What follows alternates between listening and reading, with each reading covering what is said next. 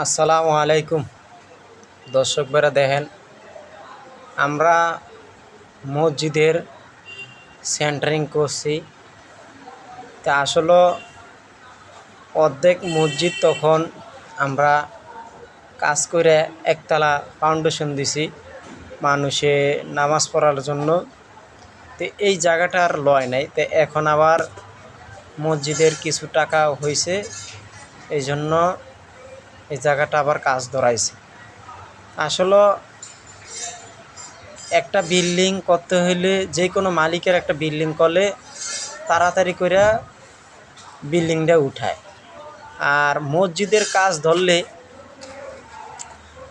কাজ ধরলে এই আস্তে আস্তে টাকা হয়, তারপরে পুরো মসজিদের কাজটা হয়। তা আসলে কেউ কোনো দিন একবার মসজিদ উড়াইতে পারে না, ভেঙে ভেঙে মসজিদের কাজ করা হয়। তো এই যে দেখেন দর্শক বেরা, তা আমরা এই যে মসজিদের কাজ করতে আসি ভীমসাদ, এবং মসজিদের পাশে একটা স্কুল, সরকারি স্কুল, এইটাও কাজ হইতে আছে। তো এই আমরা মসজিদেও কাজ করতে আসি এবং সরকারি স্কুলও কাজ করতে আসি, দুইটা।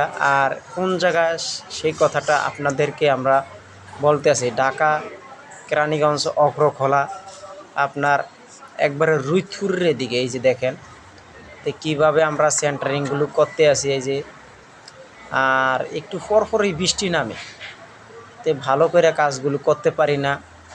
তো এই যে দেখেন এই গম্বুজটি আমরাও উঠাইছি মসজিদের।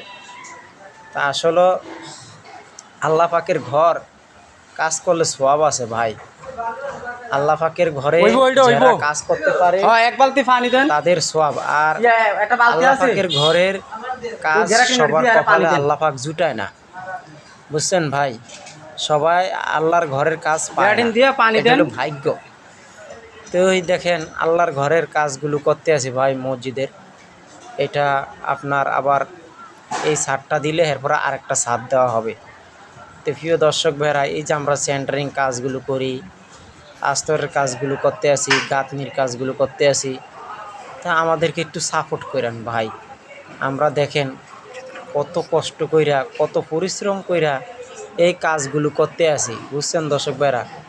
আপনারা যদি সাপোর্ট না দেন তাইলে আমরা উপরে উঠতে পারবো না। আরেকটা কথা হইলো ভাই, আজকে 3টা বছর কাজ করতে আছি ফেসবুকে।